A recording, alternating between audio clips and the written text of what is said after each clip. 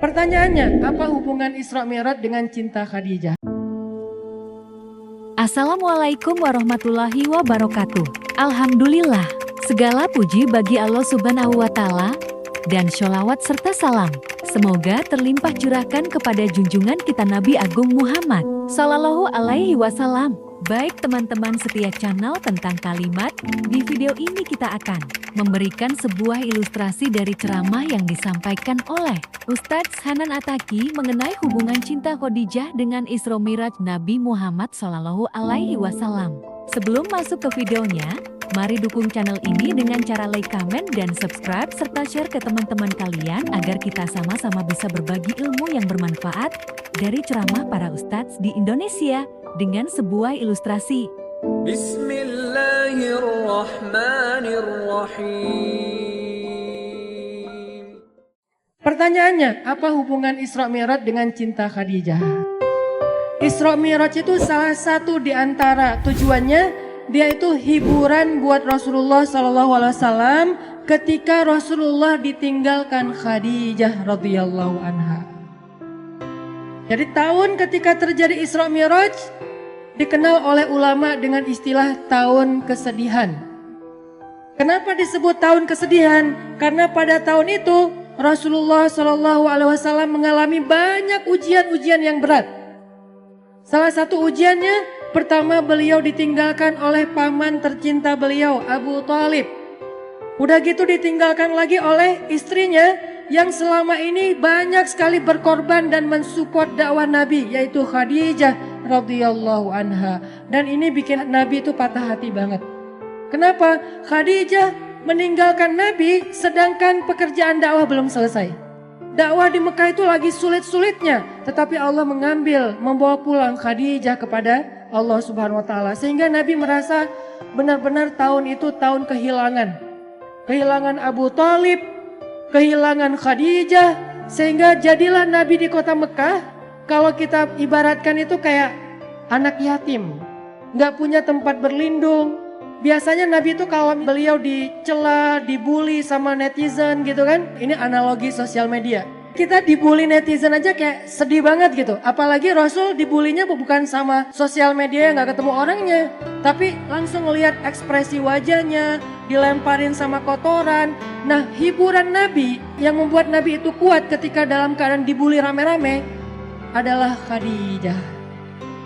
Sehingga Nabi pulang ke rumahnya dalam keadaan lelah, dalam keadaan sedih, dalam keadaan kecewa. Nabi bilang kepada Khadijah, "Khadijah, Zammiluni, selimuti aku Khadijah, selimuti aku." Akhirnya Nabi diselimuti oleh Khadijah.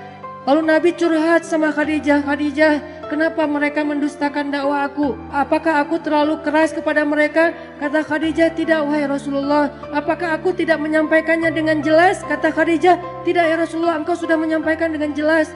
"Wahai Khadijah, bagaimana agama ini akan Allah menangkan jika mereka menolak agama ini?" Kata Khadijah, "Ya Rasulullah, la tahzan." Jangan sedih ya Rasulullah, jangan kecil hati ya Rasulullah, jangan patah semangat ya Rasulullah. Insya Allah, Allah akan memenangkan agama ini suatu saat nanti. Sehingga Nabi jadi semangat lagi. Ini artinya Khadijah adalah orang yang sangat penting di sisi Rasulullah SAW. Khadijah adalah orang yang pertama menerima dakwah Nabi ketika satu dunia ini, satu bumi ini menolak dakwah Nabi. Khadijah orang yang pertama sholat di belakang Nabi ketika tidak ada yang mau sholat di belakang Nabi. Tiba-tiba orang yang paling berharga bagi Rasulullah SAW ini kembali kepada Allah Subhanahu wa Ta'ala.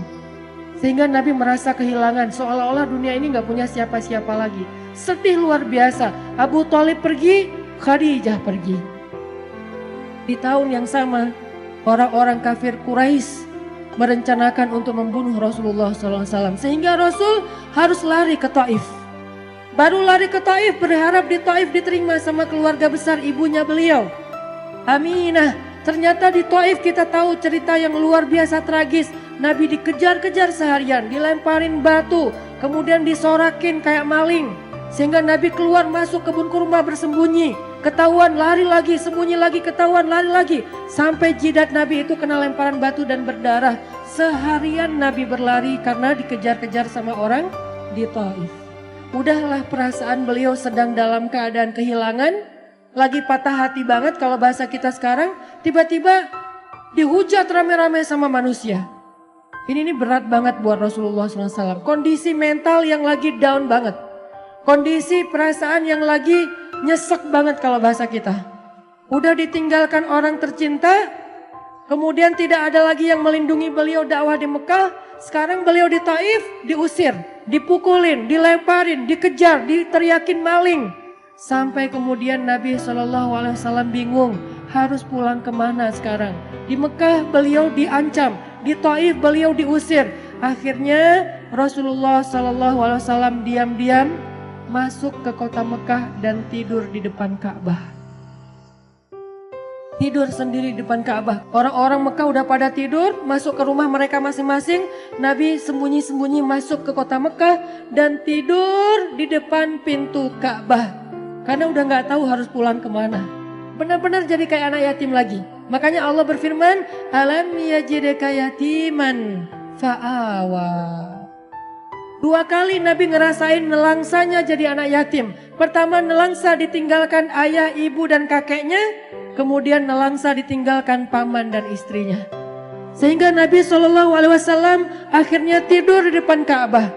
Sebetulnya bukan tidur, beliau sholat di depan Ka'bah, minta pertolongan kepada Allah. Ya Allah, saya harus kayak gimana? Saya udah gak punya siapa-siapa. Khadijah yang paling saya cintai, Khadijah yang menjadi nyawa saya banget. Saya gak bisa hidup tanpa dia, sekarang udah pergi. Abu Thalib yang melindungi saya juga udah pergi. Bahkan perginya dalam keadaan tidak beriman lagi tuh. Saya pergi ke kampung ibu saya di Taif. Orang-orang yang ada di Taif juga mengusir saya. Kemana saya harus pergi ya Allah? Sujud Nabi panjang di Ka'bah. Sampai setelah selesai sholat, Nabi lelah seharian karena pelipis beliau juga berdarah. Akhirnya Nabi tertidur di depan Ka'bah meringkuk. Datanglah Jibril alaihissalam. Kemudian malaikat Jibril memanggil Rasulullah SAW sembari duduk di sebelah beliau dengan panggilan kasih sayang. Dengan panggilan yang kasihan. Ya Rasulullah. Nabi masih tidur. Ya Rasulullah. Nabi masih tidur. Ya Rasulullah. Akhirnya Nabi bangun. Jibril. Kata Jibril, ya Rasulullah, Allah mengundang Rasulullah untuk melakukan perjalanan ke langit. Ketika Nabi dalam keadaan down, ketika Nabi dalam keadaan drop, ketika Nabi dalam keadaan nelangsa, dalam keadaan lemah, maka Allah Subhanahu wa Ta'ala memanggil Nabi ke langit. Ya Rasulullah, Allah memanggil Nabi untuk bertemu. Allah memanggil Nabi untuk naik ke langit.